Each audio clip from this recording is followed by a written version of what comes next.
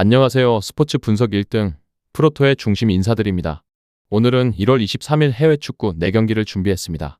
저희 스포츠 가족방은 24시간 100% 무료 공유 중이며 모든 스포츠에는 100% 정답은 없다는 점 먼저 말씀드립니다. 하지만 믿고 따라와 주신 분들께 적중이 아니라 수익으로 보답해 왔다는 점 오늘도 책임지고 분석으로 증명해 보겠습니다. 그럼 바로 경기 프리뷰 시작하겠습니다. 첫 번째 경기 빅토리아 플젠 포르투 경기 분석하겠습니다. 빅토리아 플젠 포메이션은 3-4-3이며 수비 시에는 다소 낮게 라인을 형성한 뒤 미드존에서 블록을 두껍게 세우는 스타일이다. 두로신미는 전방에서 피지컬을 활용해 등을 쥐고 공을 버텨주려는 성향이 있지만 빌드업 연결보다 마무리 과정에서 더 강점을 드러내는 타입이라 팀 전체 전개를 혼자 끌어올리기에는 한계가 있다. 비드라는 이선과 최전방을 오가며 움직임을 가져가는 자원으로 페널티 박스 근처에서 세컨볼과 컷백 상황을 노리며 골 감각을 살리려 한다. 수아레는 측면에서 왕복을 많이 가져가는 타입이라 수비 전환 시에는 윙백과 함께 상대 윙어를 견제하고 공격 전환 시에는 안쪽으로 좁혀 들어와 하프 스페이스를 보완하는 역할을 맡는다. 문제는 3명의 센터백 앞을 보호해줄 중원 라인의 폭과 간격이다 보니 측면으로 볼이 이동하는 순간 윙백과 센터백 사이 공간이 벌어지며 패스 라인이 하나 더 열리는 장면이 자주 나온다는 점이다. 라인을 조금이라도 끌어올리면 세컨 라인 압박과 동시에 뒷공간 케어까지 요구되기 때문에 수비 시 첫 압박이 헛돌면 곧바로 하프 스페이스가 열리는 구조적 리스크를 안고 있다. 빌드업 구간에서도 3명의 센터백을 넓게 벌려 세우는 방식이라 전진 패스가 막히면 다시 뒤로 돌리는 장면이 많고 중원에서의 탈압박과 전진 템포가 상대적으로 떨어지는 편이다. 결국 풀제는 수비 블록을 촘촘히 유지해 실점을 최소화한 뒤 드로신미와 비드라의 한방에 기대는 경기 운영을 할 가능성이 크다. 포르투는 4-3-3을 기반으로 전체적인 볼 점유율을 높이는 데 집중하는 팀이다. 볼이 위치한 지역 근처에 3에서 4명의 선수를 배치해 수적 우위를 만들고 그 안에서 짧은 패스 네트워크를 구축해 상대 압박을 흡수한 뒤 한 번에 전진하는 패턴을 반복한다. 사무 오모로디오는 장신 체격을 활용한 포스트 플레이에 능한 공격수로 박스 앞에서 등을 치고 공을 받아 내려오며 이선과 측면 자원에게 다시 연결해주는 역할을 맡는다. 이러한 포스트 플레이가 안정적으로 작동하면 사인즈는 하프 스페이스에서 세컨볼과 리턴 패스를 노리며 박스 안으로 침투해 마무리까지 가져갈 수 있고 베이가는 중원에서 템포를 조율하며 공격 방향을 수시로 바꿔준다. 포르투의 미드필더 라인은 전개 시 삼각형을 빠르게 재구성하며 한쪽에 압박이 쏠리면 역방향으로 전환 패스를 선택해 상대 블록을 옆으로 흔들어 놓는 데 능하다. 사무 오모로디온을 향한 롱패스 한 번으로 전방에 기점을 만들 수 있다는 점도 큰 장점이다. 중앙과 측면, 하프 스페이스를 모두 활용하는 이 전개 방식은 단순히 한 방향만 두드리는 것이 아니라 상황에 따라 폭넓게 공격 루트를 바꾸며 상대 수비를 지치게 만드는 유형이다. 수비 전환 시에도 미드필더들이 빠르게 볼 근처를 압축해 세컨볼과 루즈볼을 회수하려는 의지가 강해 점유율과 경기 주도권을 동시에 확보하는 그림을 만들어가는 팀이라고 볼 수 있다. 풀제는 3백과 윙백의 숫자를 활용해 수비 인원을 최대한 확보하려 하겠지만 전개 템포와 하프 스페이스 커버에서 구조적인 부담을 안고 있는 팀이다. 반면 포르투는 점유율을 바탕으로 볼이 있는 쪽에서 수적 우위를 만들고 사무 오모로디온의 포스트 플레이와 이선 침투를 곁들여 다양한 공격 루트를 가동할 수 있다. 전체적인 흐름과 전술 완성도 그리고 경기 주도권을 장악하는 능력을 감안하면 이번 매치는 FC 포르투가 스코어까지 가져갈 가능성이 높은 승부라고 판단된다. 두 번째 경기 페네르바체 아스톤빌라 경기 분석 시작하겠습니다. 페네르바체는 4-2-3-1 구조를 바탕으로 점유와 전환을 병행하려 하지만 중원 구성에 따라 경기력 기복이 적지 않은 편이다. 엘마즈는 더블 볼란치 라인에서 활동량과 압박 가담을 겸하는 자원으로 전진과 커버를 동시에 책임지다 보니 한번 위치가 어긋나면 수비 앞 공간이 넓게 열리는 약점을 드러낸다. 프레드는 전방 압박과 전진 패스에서 공격적인 성향이 강해 템포를 끌어올릴 때는 분명 도움이 되지만 라인 뒤 커버까지 완벽히 챙기기에는 부담이 큰 역할을 맡고 있다. 아센시오는 이선 중앙 혹은 측면에서 공을 받는 즉시 방향 전환과 중거리 슈팅 옵션을 동시에 준비하는 타입이라 볼을 오래 갖지 않고 빠르게 마무리로 이어가는 장점이 있다. 다만 이 구조가 과도하게 공격적으로 쏠리면 이선이 전진한 뒤 재배치가 늦어지면서 더블 볼란치 앞 공간과 풀백 뒷공간이 동시에 노출되는 장면이 반복될 수 있다. 페네르바체는 측면 크로스와 세컨볼을 활용한 공격 패턴이 나쁘지 않지만 박스 안에서의 세밀한 마무리 완성도와 전환 수비의 조직력이 항상 일정한 수준을 유지하는 편은 아니다. 라인을 올려 전진 압박을 시도할 때는 볼을 빼앗고도 전개 속도가 충분히 나지 않아 되려 뒷공간을 역으로 공략당하는 장면이 나온 적도 많은 편이다. 결국 중원에서의 균형과 라인 간 간격 관리가 조금만 흔들리면 강한 전환 속도를 가진 상대에게 하프 스페이스와 측면을 동시에 허용할 위험이 큰 팀이다. 아스톤빌라는 4-2-3-2를 기반으로 하면서도 전방에서 하프 스페이스 침투 패턴을 적극적으로 활용하는 팀이다. 와킨스는 수비 라인 사이를 파고드는 침투와 볼을 받는 순간에 첫 터치가 날카로운 공격수로 측면에서 올라오는 크로스와 하프 스페이스 침투 패스를 모두 소화할 수 있는 움직임을 보여준다. 제이든 산초는 측면에 서 있다가 안쪽 하프 스페이스로 좁혀 들어오며 맥긴과 원투 패스를 주고받는 패턴으로 상대 수비의 시야 밖으로 빠져들어가는 움직임이 무척 날카롭다. 맥긴은 중원에서 압박과 빌드업을 동시에 담당하면서 순간적으로 전진의 이선 침투를 가져가는 타이밍 감각이 좋아 원투 패스 이후 박스 근처까지 전진하는 장면이 자주 나온다.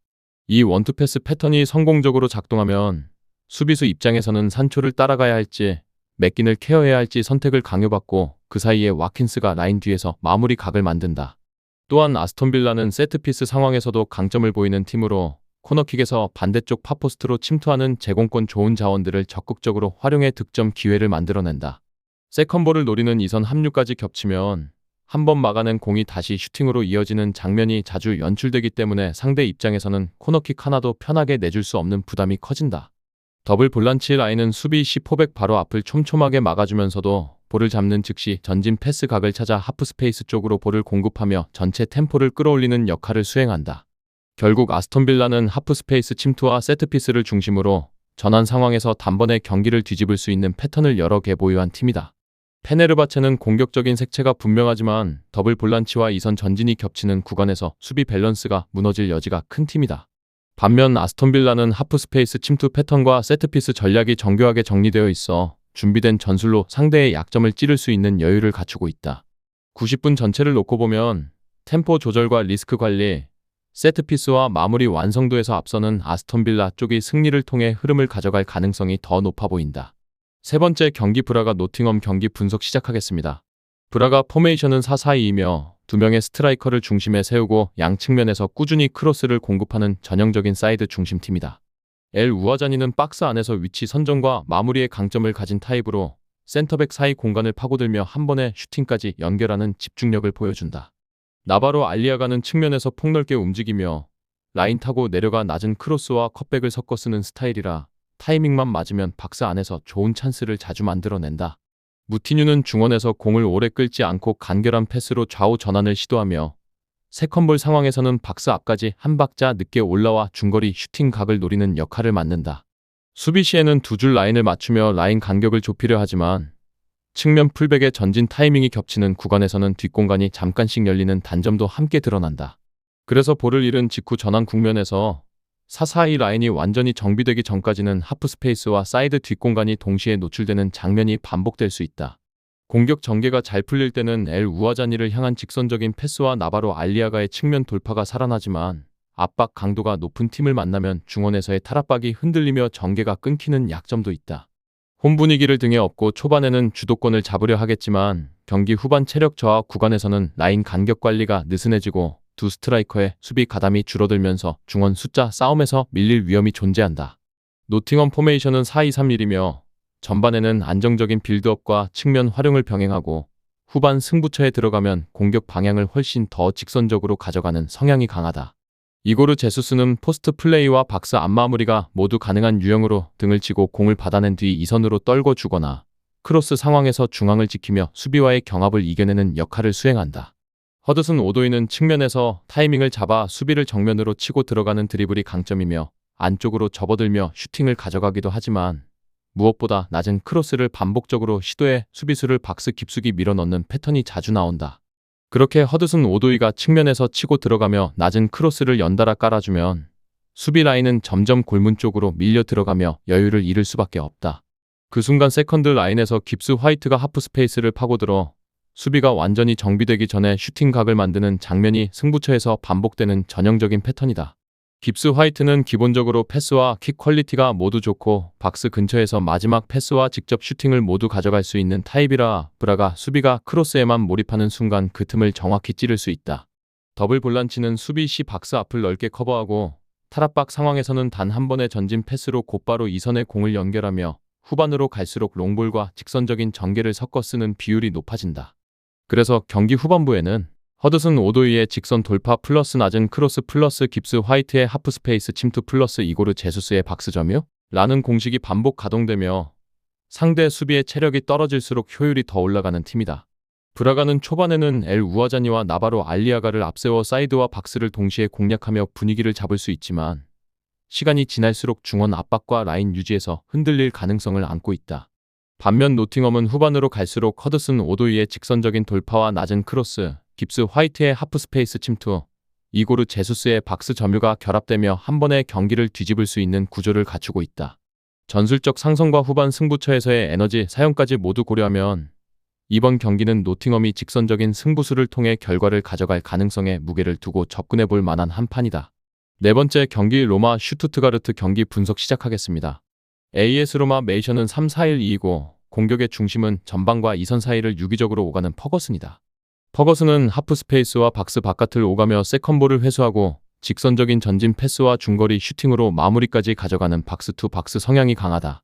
엘 샤라위는 좌측에서 시작해 측면 깊숙한 지역까지 치고 들어간 뒤에 컷백과 인사이드 드리블을 번갈아 선택하면서 상대 풀백과 센터백 사이 간격을 계속 흔드는 타입이다. 마니 코네는 세컨드 라인에서 몸싸움과 압박에 강한 타입이면서도 타이밍을 잘 맞춘 하프 스페이스 침투로 박스 안까지 파고 들어가는 움직임을 자주 보여준다. 그래서 시간이 지날수록 페널티 박스 주변에는 퍼거슨, 마니 코네, 엘 샤라위까지 공격 자원들이 점점 더 밀집되고 슈팅 지점과 세컨볼 지점이 동시에 늘어나는 구조가 만들어진다. 특히 엘 샤라위가 측면 깊숙한 지역까지 파고든 뒤 컷백을 선택하는 장면이 반복되면 센터백 라인은 자연스럽게 골문 쪽으로 말려 들어가며 박스 앞옆 공간이 동시에 열리기 시작한다. 이때 마니 코네가 세컨드 라인에서 묵직하면서도 날카롭게 하프 스페이스로 침투해 들어가면 골문 앞에서는 퍼거슨과 엘 샤라위, 박스 안팎 경계 지점에서는 마니 코네까지 동시에 마크해야 하는 부담이 생긴다. 결국 페널티 박스 안쪽에서 마무리만 남겨둔 결정적인 무인지경의 찬스가 한 번이 아니라 여러 차례 반복될 수 있는 전개를 기대할 수 있다. 슈투트가르트 포메이션은 4-2-3-1이고 공격의 최전방에는 박스 안 움직임이 날카로운 운다브가 선다. 운다브는 골문 근처에서의 위치 선정과 원터치 마무리에 강점이 있어 박스 안에서 작은 틈만 나도 슈팅으로 연결하는 결정력이 돋보이는 자원이다. 르웰링은 측면과 중앙을 오가며 전방 압박과 뒷공간 침투를 동시에 수행하는 전형적인 멀티 공격 자원으로 상대 빌드업을 끊고 빠르게 역습으로 전환하는 역할을 맡는다. 나르테위는 이선 중앙에서 볼을 받으며 양쪽으로 뿌려주는 플레이메이커로 박스 앞 하프 스페이스에서 전진 패스와 중거리 슈팅을 함께 노리는 타입이다. 수비는 포백 라인을 유지하며 중원 더블 볼란치로 1차 차단을 시도하지만 하프 스페이스 커버와 풀백 뒤 공간 커버가 동시에 요구되는 상황에서는 간격이 벌어지는 문제가 있다.